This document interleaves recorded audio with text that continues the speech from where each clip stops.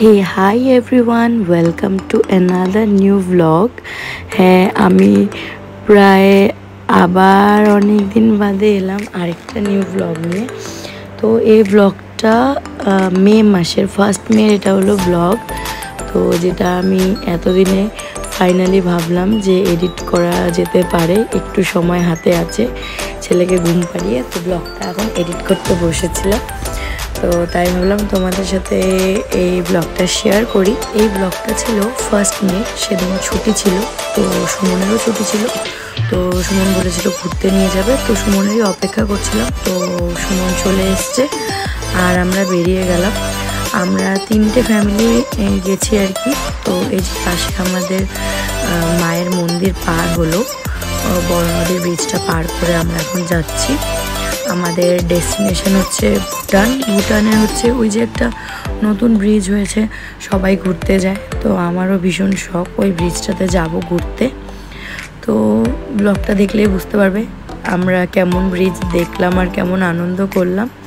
তো এইখানে জ্যাম ছিল খুব, তার জন্য আমরা দাঁড়িয়েছিলাম অনেকটা সময়। তাই তখন একটু আমি পুচকুর সাথে একটু ভিডিও করে নিয়েছিলাম। দেখে মনে হচ্ছে দেখো আমার পুত্র কি শান্ত আর কি, তখন ভীষণই শান্ত ছিল। এখন যেহেতু আমি ব্লগ করতে পারি না, তার রিজন হচ্ছে একটাই, ছেলে আমার এত শান্ত যে কি বলবো। মানে একটা মুহূর্ত ওর সামনে ফোনটা আনা যায় না, ফোনটা কেড়ে করে নিয়ে নেয় আর কি, এত ফোনের প্রতি ওর ইন্টারেস্ট আর কি। এখন সব বাচ্চাদেরই তাই দেখি, যদিও ধরতে দেওয়া হয় না, তাই জন্য আরও বেশি ভাবে যে তোমাদের কী আছে।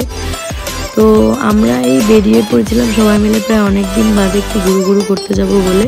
পুচকু হওয়ার পর এখন সেভাবে বেরোতে পারি না, কারণ ছোট বাচ্চা নিয়ে গেলে ওর খাওয়া দাওয়ার অসুবিধে হবে, এইভাবে এখন আর বাইরে সেরকম বের হওয়া হয় না। তো ওই তখন একটু কাজের ফাঁকে বের হওয়া হয়েছিল, এখন প্রায় অনেক দিন বের হওয়া হয় না কোথাও। তো যেইটুকু ব্লগ আমি করে রেখেছি সেইটুকু তোমাদের সাথে আস্তে আস্তে আমি শেয়ার করব। জানি না কবে শেয়ার করে উঠতে পারবো সবগুলো, তো আস্তে আস্তে শেয়ার করব, তোমরা একটু অ্যাডজাস্ট করে নিও। তো এখন ট্রেন যাচ্ছিলো বলে এখানে দাঁড়িয়েছিলাম অনেকটা, তারপর তো ভীষণ জ্যাম। তো আমার পুত্র অনেকক্ষণ ধরে বসে বসে, সামনে একটা ব্যাগ রাখা ছিল ওর খাবারের ব্যাগ, সেটাকে দেখছিল আর চুপচাপ বসেছিল। ওর বাবা কথা বলছিল ওর সাথে, ও আবার শুনছে। আসলে তখন যখনকার এই ব্লগটা, তখন আমি ছিলাম আমার ওই বাড়িতে, আর ওর বাবা ছিল এই বাড়িতে। তখন বাবা আর ছেলের দেখা খুব কম হতো, বাবা দেখা করতে যেত আর কি ছেলের সাথে। এখন তো আমি চলে এসেছি, এখন আমি এই বাড়িতেই, আমরা 3জন একসাথেই থাকি। তখন পুচকু খুব ছোট ছিল, তাই আমি ওই বাড়িতে ছিলাম। তখন যেহেতু ছেলে আর বাবা সেরকম দেখা হতো না, তাই জন্য বাবার অনেক গল্প জমেছিল ছেলের সাথে। তো সেই গল্পই করছিল বাবা ফাঁকে ফাঁকে গাড়ি চালানোর সাথে সাথে। তো আমি যেহেতু একদিন সময় পেয়েছি বের হওয়ার, তো এই মুহূর্তগুলোকে কীভাবে ছাড়ি।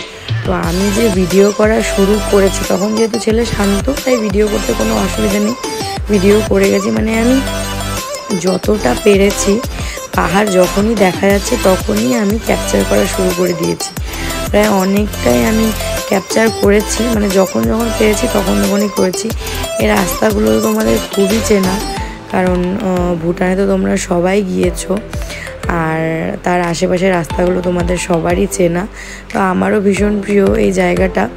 তো আমরা দুজনেই যাচ্ছিলাম, তারপর সুমন বলল বোর হয়ে যাচ্ছি, চলো স্যারকে ডেকে নিই। স্যার অন্য গাড়িতে যাচ্ছে, তো স্যার সৌমিদিরা অন্য গাড়িতে আর ময়ূরিকাদিরা ওই গাড়িতেই যাচ্ছিল।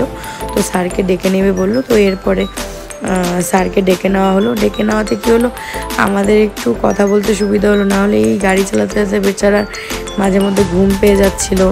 এদিকে পুচকুও ঘুমাচ্ছিল, তখন আমি কথা বলতে পারছিলাম না। এদিকে ও গাড়ি চালাতে চালাতে ওর কাজও করে যাচ্ছিলো, যেহেতু লাইনের প্রবলেম ছিল, আর সমানে ওর ফোন এসে যাচ্ছিলো। ও গাড়িতে কথা বলতে বলতে যাচ্ছিলো, তার সাথে নিজের কাজও করছিল। তো আমরা প্রায় অনেকটাই কাছে চলে এসেছি। দেখো পাহাড়টা কত কাছের থেকে দেখা যাচ্ছে, কি সুন্দর লাগছে দেখতে।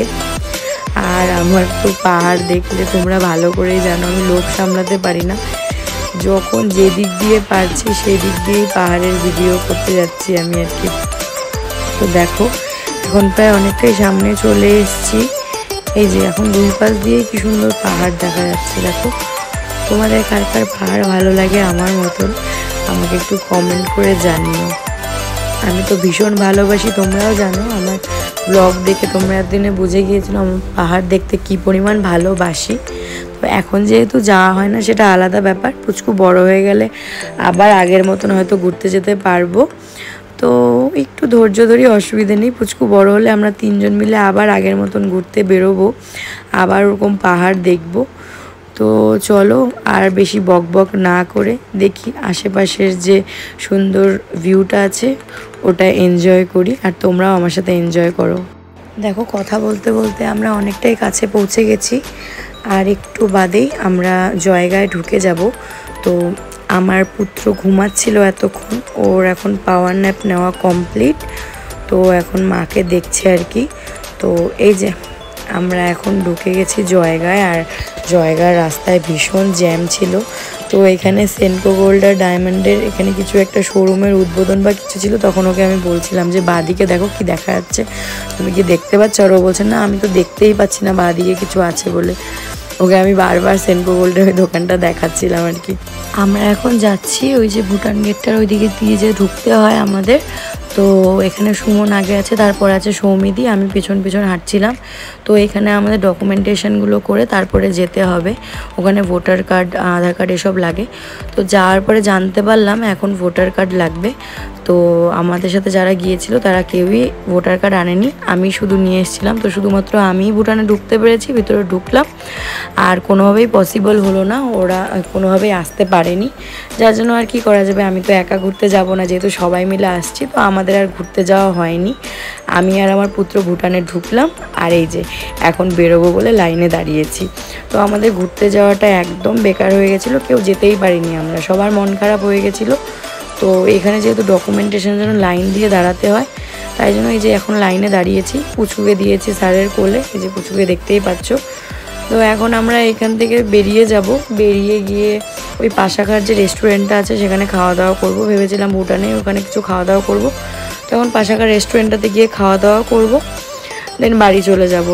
তো এখন আমরা বেরিয়ে গেছি, আর আমি কোনো ক্লিপিংস নিতে পারিনি যেহেতু পুচকুকে খাওয়ানোর ছিল, আরও কান্নাকাটি করছিল ঘুমানোর জন্য। দেন পুচকুকে বাড়িতে রেখে রাত্রে আমরা গিয়েছিলাম একটা রেস্টুরেন্টে সবাই মিলে। তো আর কিছু ক্লিপিংস নেওয়া হয়নি। তো ব্লগটা আমি এখানেই শেষ করছি, দেখা হবে নেক্সট কোনো ব্লগে, টাটা।